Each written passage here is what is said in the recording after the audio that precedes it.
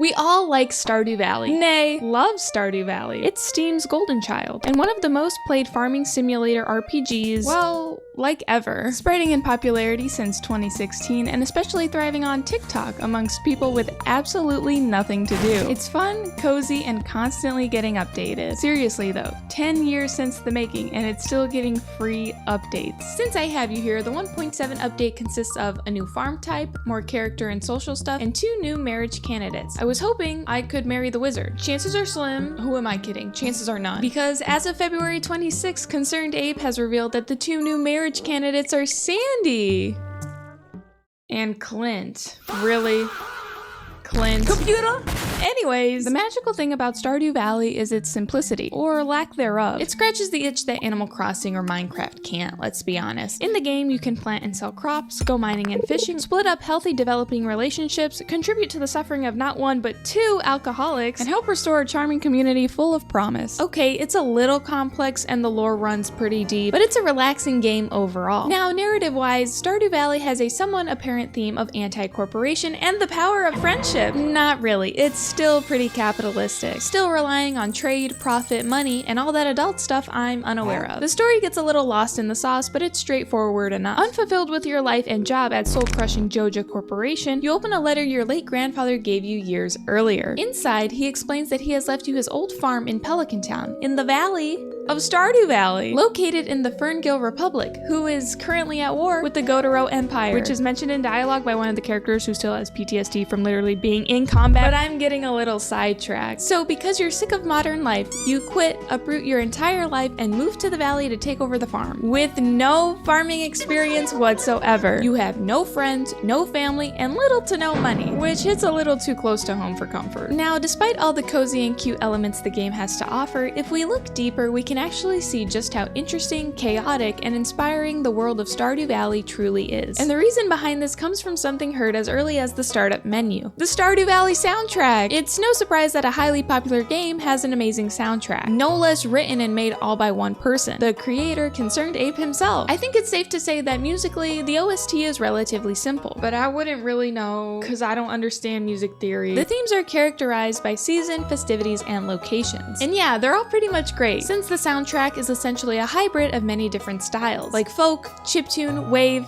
etc. So let's talk about all the songs in order. As we start up the game, we're introduced to the Stardew Overture and the load game themes. These songs tell the player immediately that the game isn't going to be stressful. For now, once our character is made and our farm is named, we're met with the opening cutscene. The player is at Grandpa's home, where he gives them an important letter before he passes. He tells them not to open it unless modern life's got them down in the dumps. During this scene, Grandpa's theme plays softly in the background. It's somewhat of a nostalgic song, one that reminds you of a distant memory. It's sad in a way, but the twinkles help establish that the player's grandpa was a sweet and caring man.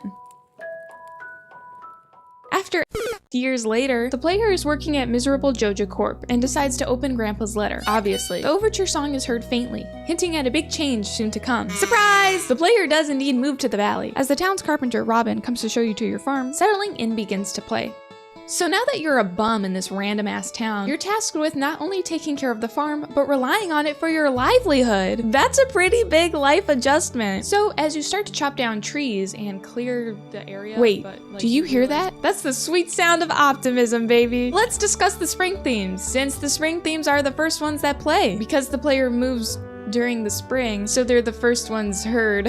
The reason why the player arrives during this season specifically is because spring is all about new beginnings and renewal. Literally, the player inherits a new farm, meets new people, and plants new crops. So yeah, spring has definitely sprung. Obviously, it's seen visually. Green grass, pink pollen, and even some rain. But it is also heard. So as the days pass, 3 spring songs play. Spring, It's a Big World Outside. Spring, The Valley Comes Alive. And Spring, Wild Horseradish Jam. That sounds disgusting. Spring, It's a Big World Outside, the main spring theme, allows the player to fully grasp the world of Stardew Valley. It's kind of like directly in your face that you're supposed to feel optimistic about your new life in the valley, but it's still pleasing to the ear because it's not annoying. It has the feeling embedded in it that the player can take on the world. All that inspiring, whimsical bullshit. Spring, The Valley Comes Alive. The valley what?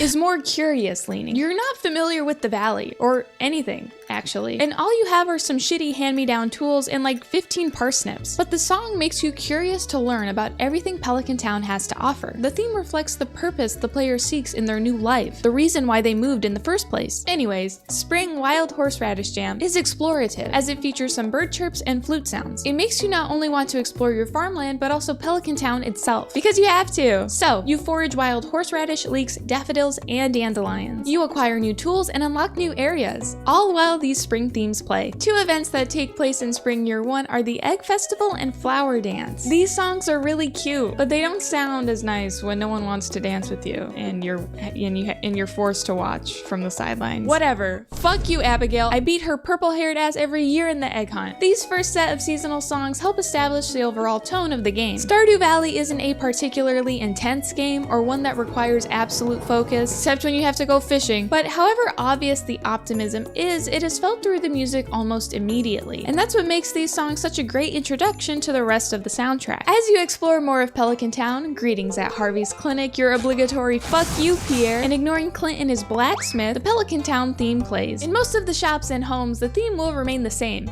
It's just Pelican Town. Except for in the Stardrop Saloon, where the Stardrop Saloon theme plays. And in the museum, where the museum theme plays. Cool. These themes, while a bit country and dated, really illustrate the atmosphere of the town. It's not a very advanced town by any means, but there is charm with how the valley lacks industrial infiltration and modern concepts. You know what I personally think Pelican Town is missing?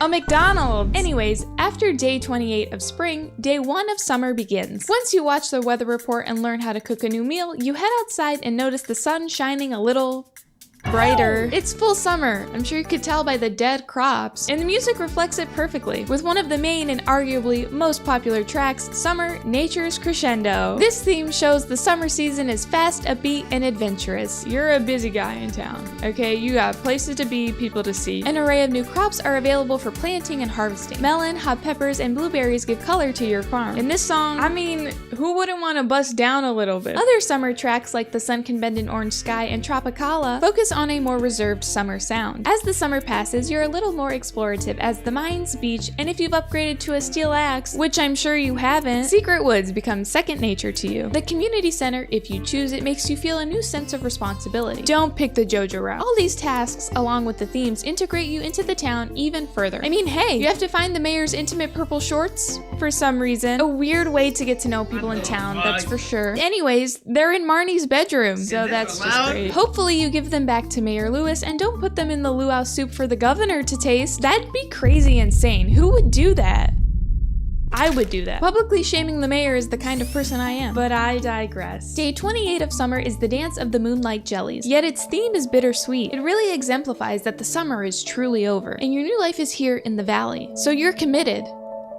That's a hard concept for some of you. After you watch the beach glow with jellyfish, fall is upon your farm. The leaves have changed colors and there are new fish in the waters. Pumpkins and wheat are planted as you continue to expand your farm. Now with animals, I think, like you might be able to get one coop. Hopefully some of the community center bundles are completed as well. And fuck all those fucking fish you have to fish, man. Oh my god, am I sick of fishing? Now let's get down to business. These fall themes are probably my favorite. Just want to get that out of the way and say that yes, I am biased.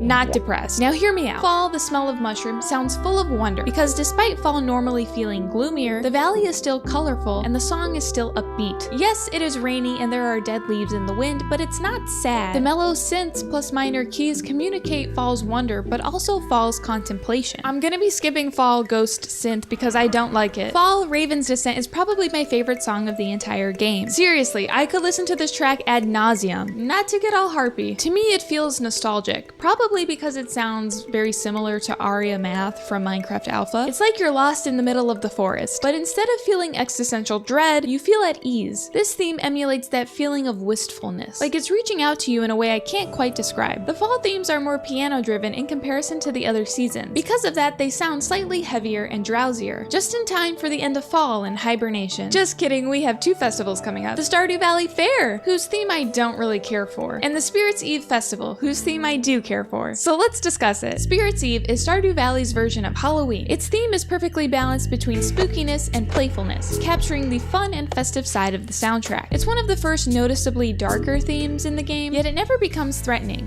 It's just theatrical, which makes sense why I like it so much. I'm a theater kid at heart. It kinda sounds like we're in Bowser's castle. Winter comes fast and is unforgiving. Whoa. Time for that seasonal depression to kick in. No crops will grow on your farm, except for some random winter seeds. So, thanks for that, I guess. In contrast to the other seasons, the winter tracks feel icy and cold. Winter, Nocturne of Ice, and Winter, Ancient are more festive and whimsical. It just feels so nostalgic of the holidays, it makes me want to slam my head into a wall. Winter, The Wind Can Be Still is the most somber track, one that tells us the winter is long and grim. There's a tonal difference, but nothing too out of the ordinary. This theme shows the reality of the winter season. The music is a little different because there is a change of pace in gameplay. Anyways, there are some cool events that happen in winter. The Festival of Ice, Squid Fest, the Night Market, and the Feast of the Winter Star. While the winter is bare and there is seldom to farm, all these events bring life back into the valley, and the music gives a sense of connection for the player. Yes, winter is cold, but it doesn't necessarily have to be lonely. There is always a sense of community no matter the season. Isn't that just beautiful? And then, in a blink of an eye, it is year 2. The winter is gone, and you're back into spring.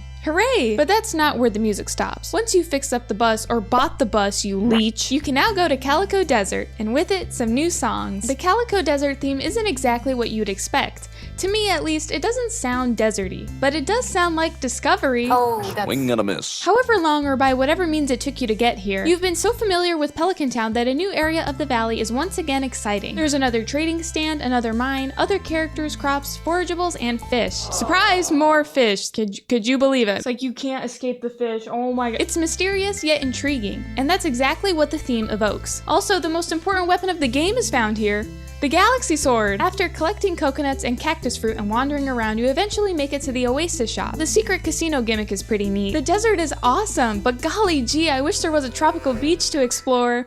Oh wait, there is! Once you fix Willie's boat with 200 pieces of hardwood, 5 iridium bars, and 5 battery packs, you can spend as little as 1,000 gold to get to a tropic island getaway that is sunny all year round. Immediately, you're greeted with a fun beach theme. This theme really enhances the exploration aspect of the island. The chimes and synths are bouncy, and there are faint wave sound effects in the background as well. The island is full of plants, artifacts, and birds. And somehow, I'm still fishing. Professor Snail's radio is an even more relaxed, beachy theme. The somewhat filtered sound makes it feel like it's actually coming from the small radio sitting in the tent. It's calming to the player, while still feeling exotic. It's so nice that the music is unobtrusive to the overall story of Ginger Island, because very quickly does it become rage bait. When you enter at the top of the island, you're met with 2 main tracks, Volcano Mines, Molten Jelly, and Volcano Mines, Forgotten World. Forgotten World is somewhat melancholic, like you've reached the end of something. And in a way, you have. Ginger Island is the final destination to unlock. The characters the player meets are the last. The volcano is where the ultimate enemies are fought, and where the last step to reach the summit is. It's an introspective theme, one that makes you sad to assume the game is nearly over, even if the game never technically ends. Because it's a farming simulator game.